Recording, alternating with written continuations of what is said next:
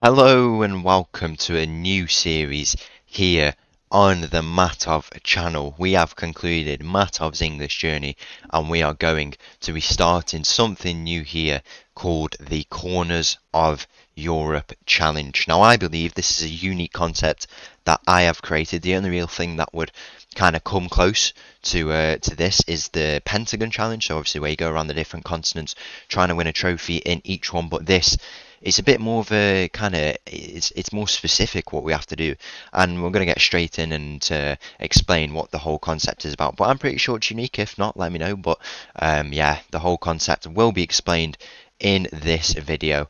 And yeah, let's just go and get straight into it and show you what the Corners of Europe challenge is all about. So one day I was doing a bit of research and I thought, in Europe, obviously a very, very big location spreads across a very far distance. Some places you wouldn't even realise that they are a part of Europe.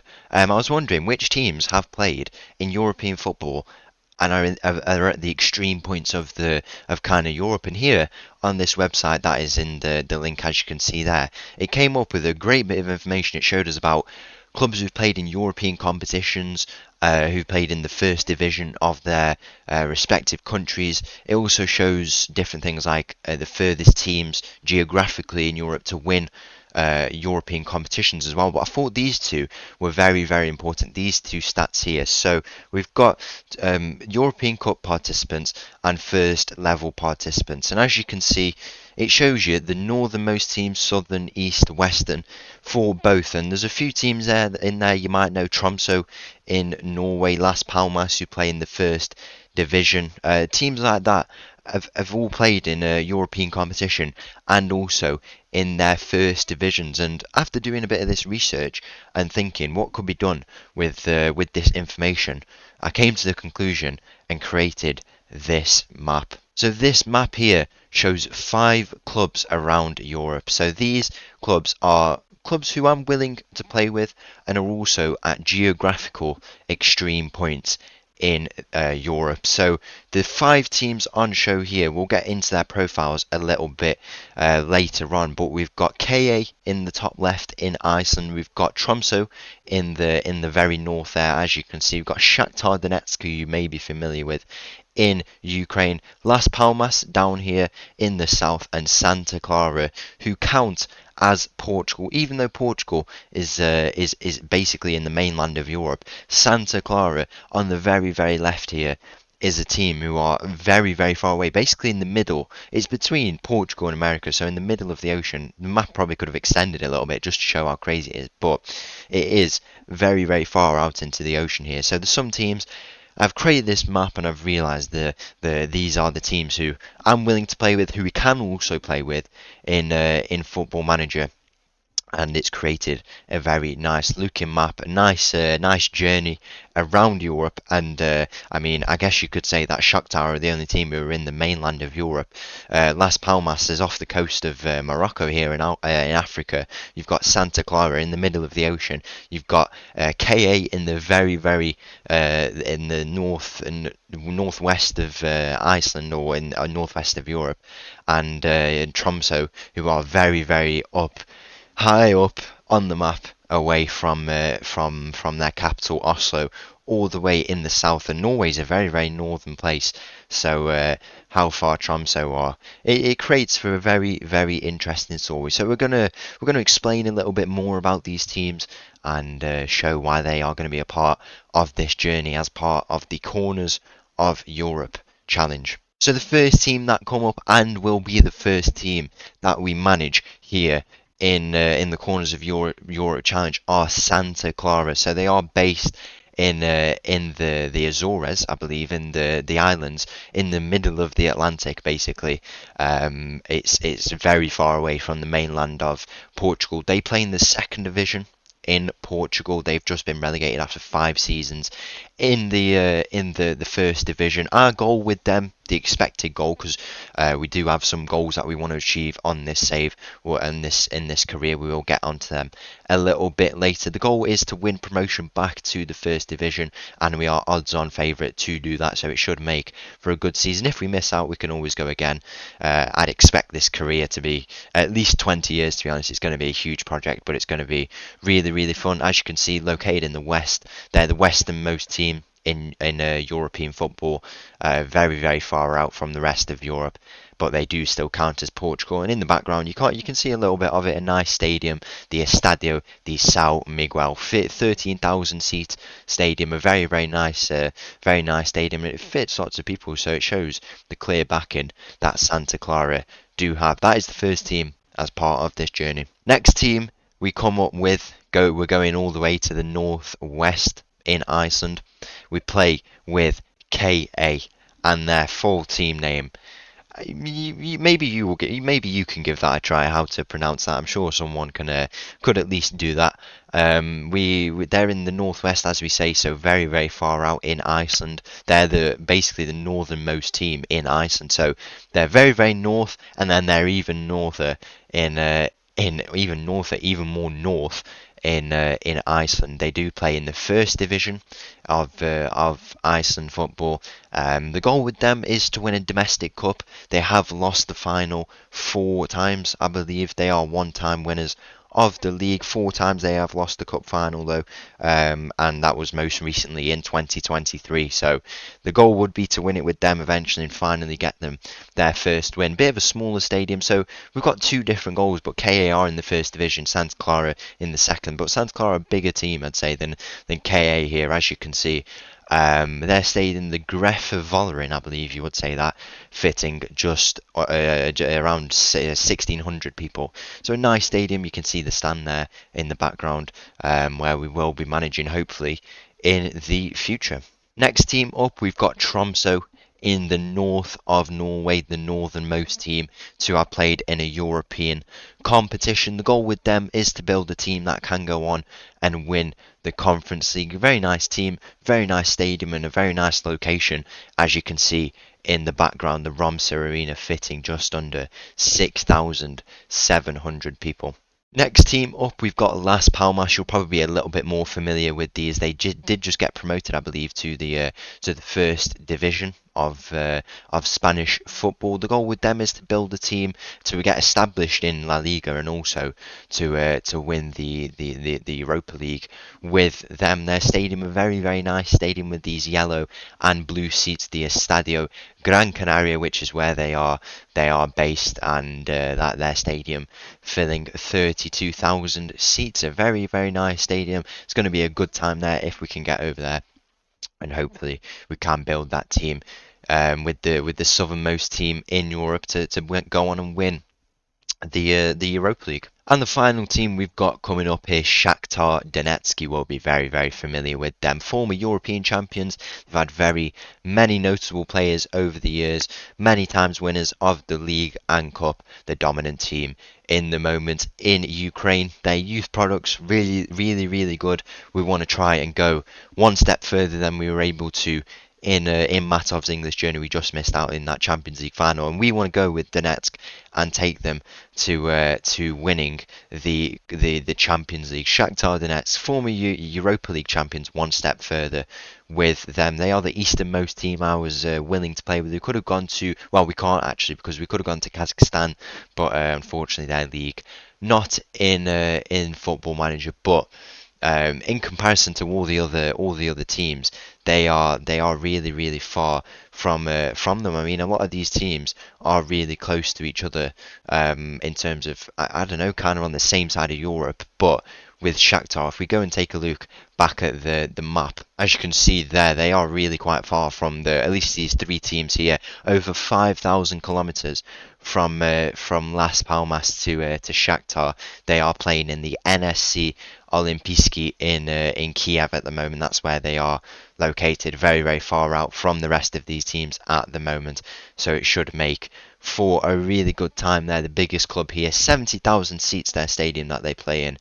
Hopefully we can go on and win that Champions League with them as we say. And final thing on this map, I mean, the distances are really extreme. I think it adds, what would it add to? Over 10,000 kilometers we'd have to travel between all these clubs. It would be, if I do the maths, about like 13,000, something like that. And you can see there the distance between Las Palmas in the very south and Tromsø in the very north, 6,500 kilometers.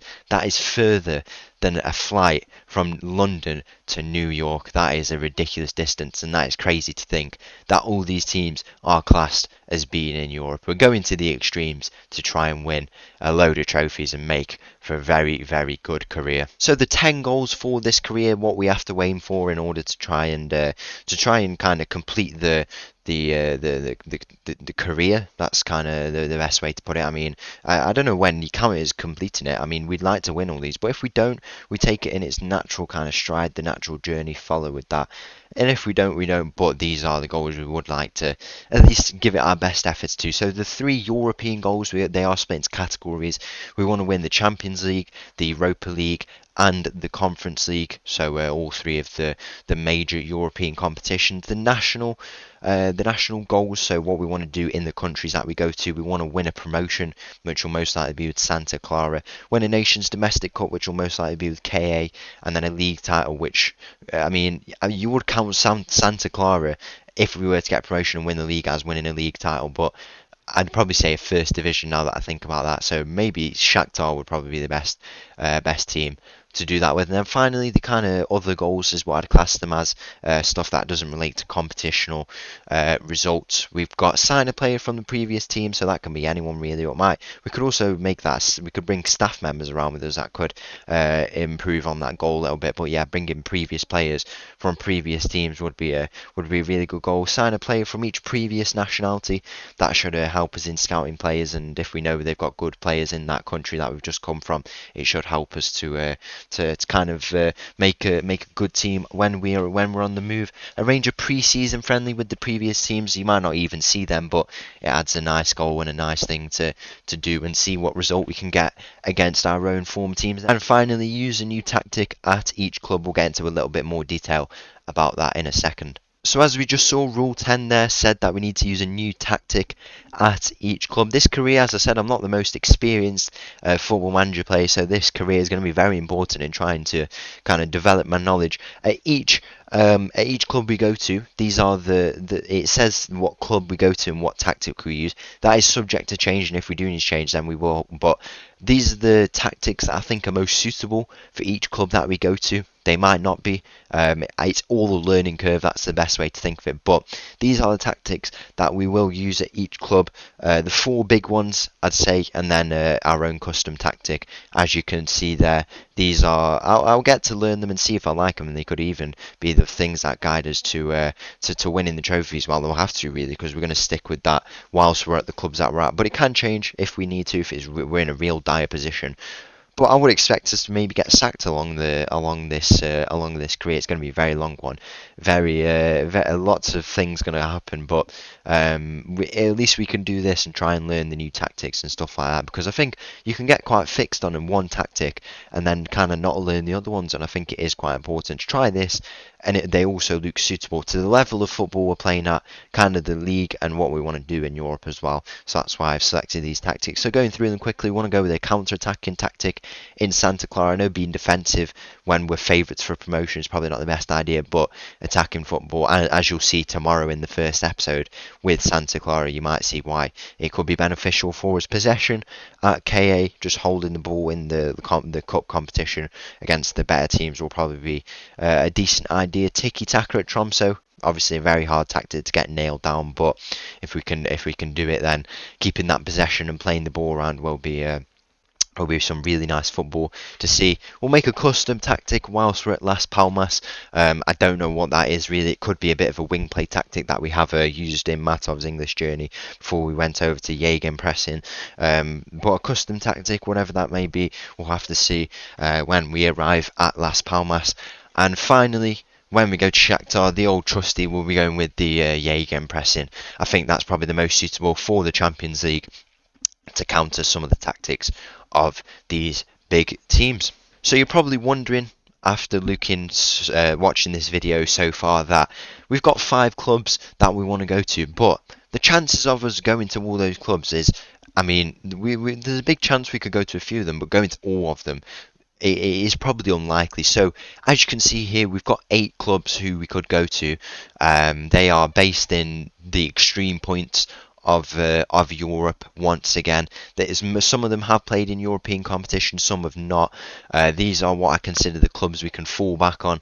But yeah, they are still at extreme points. European competitions, some of them will have played in, most of them, I think all of them have played in the first division. So there's still clubs there that we can go to, and just shows how extreme some of them really are and how many clubs. We've got 13 potential clubs that we could go to here, so it is gives us more chance, and we also can still fulfill the kind of main goal, the main focus of this career, which is to play in the extreme points of Europe. So the teams that we have here, we've got Vestri in Iceland, Bodo Glimt in Norway, Keflavik back again in Iceland. We've got Nacional Madeira in Portugal, Madeira, the island of Cristiano Ronaldo. He did formerly play with Marítimo, as you can see there in the bottom left. We've got Tenerife in Spain. We've got Zorya in Ukraine, and then finally we've got Trabzonspor in Turkey. So these are the 8 teams who we could go to at the extreme points, all with unique stories. I'm not going to explain the stories now, but if we do go and join them, obviously we will need to. If we get the offer does come up for them, and we can possibly join them, as long as it aligns with what we're trying to do over the career. And we should also assess how the other clubs are doing, because if there's potential for them to be sacked at the other clubs, there's probably a few relegations and promotions at other clubs except from Santa Clara, which we'll have to expect, and bad cup runs, bad positions will inherit the clubs at. But we'll review that, and if it's not in a better state, or if it's in a better state than these clubs here, we can go and take these offers and move to these clubs if they do come up. So that marks the end of this introductory episode to the Corners of Europe Challenge. That was just a little thing to kind of explain what's going to happen. Hopefully you've got a grasp of it. I'm going to be making a post on Reddit, on the Football Manager Reddit, if you want to go and see kind of the whole, not the whole, well, the script of this video basically. All the information you need is going to be in that post. So it's probably worth going over there. I'll leave the link to it in the description of this video. Give that a read, and hopefully if you've come here from that post, first of all, thank you for watching. Make sure to stick around for the career. Daily uploads is what we'll be doing, because if you check the previous Matov's English Journey series, daily uploads for 90 days is what happened, and hopefully that will continue here in this career. I'm sure it will. Dedicated to doing it, and yeah, make sure to leave a subscription if you have just come here from Reddit. But yeah, it's worth probably going and reading that. Gives you all the information, some information you might not have heard in this video, but in this video it has covered the basics, what you need to know. And yeah, finally, the last thing I've got to say is make sure to join tomorrow for the first episode at Santa Clara. Once again, thank you for watching, and I'll see you tomorrow for the start of the Corners of Europe Challenge. Thank you, bye bye.